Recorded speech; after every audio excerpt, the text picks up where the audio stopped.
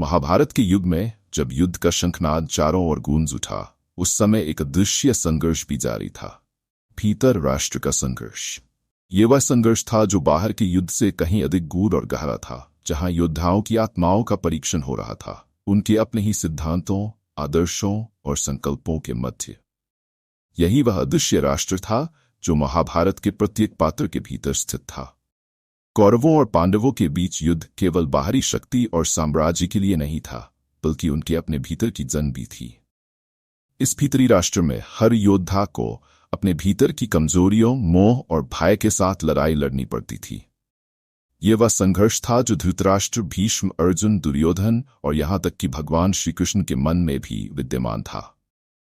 भीष्म पितामह एक योद्धा थे जो धर्म और नीति का पालन करते थे, लेकिन भीष्म के भीतर राष्ट्र में एक गहरी पीड़ा थी, उनकी प्रतिज्ञा का बंधन। वे जानते थे कि कौरवों का पक्ष अधर्म का है, लेकिन अपनी प्रतिज्ञा के कारण वे सत्य और धर्म का साथ देने में असमर्थ रहे। यही उनकी अंतरात्मा की जंग थी, जहां प्रतिज्ञा और धर्म के बीच उनका भीतर राष्ट्र बिखर रहा था। धृतराष्ट्र का भीतर राष्ट्र अंधेपन से ग्रस्त था, केवल बाहरी दृष्टि से नहीं, बल्कि पुत्रमोह से भी। वे जानते थे कि दुर्योधन का मार्ग अधर्म का था, लेकिन पिता के प्रेम और मोह ने उनके भीतर के न्याय और सत्य को अंधा कर दिया था। ये उनके भीतर राष्ट्र का संग्राम था, जहां मोह और धर्म के बीच निरंतर संघर्ष चलता रहा। अर्जुन का भीतर राष्ट्र कुरुक्षेत्र के मैदान में तब बिखरा जब उन्होंने अपने ही परिजनों के खिलाफ युद्ध करने का दायित्व लिया।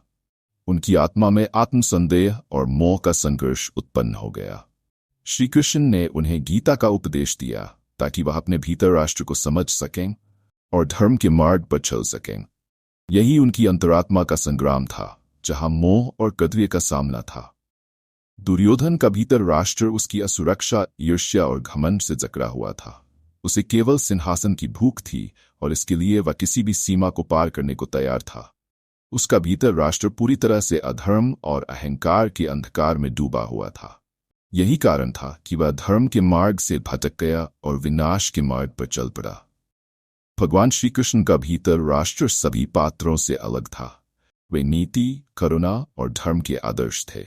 उन्होंने हर योद्धा के भीतर राष्ट्र को समझने और उसकी दिशा तय करने में सहायता की।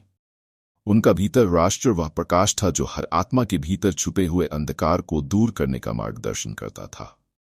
महाभारत का भीतरी राष्ट्र हर पात्र के भीतर का वह युद्ध था जो स्वयं से लड़ा गया। इस संग्राम का अंत न केवल बाहरी युद्ध से हुआ, बल्कि उन अदृश्य बंधनों से भी हुआ जो आत्मा को अधर्म और मोह में बांधते थे।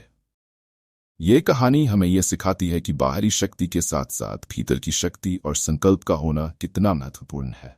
महाभारत का भीतरी राष्ट्र ये संदेश देता है कि हर व्यक्ति के भीतर एक अदृश्य राष्ट्र है, जहां सत्य, धर्म, मोह और अहंकार का संग्राम निरंतर चलता रहता है। हमारा चैनल में आपका स्वागत है। हमारा ये छोटा सा चैनल है, हम आपके लिए कितना मेहनत करके वीडियो बनाते। अगर आप हमें सपोर्ट नहीं करेंगे तो हम आगे कैसे बढ़ेंगे, कैसे हम मोटिवेट होंगे? इसलिए चैनल को लाइक कीजिए, कमेंट कीजिए, सब्सक्राइब करना मत भूलिए और वीडियो अच्छा लग रहा है तो शेयर कीजिए।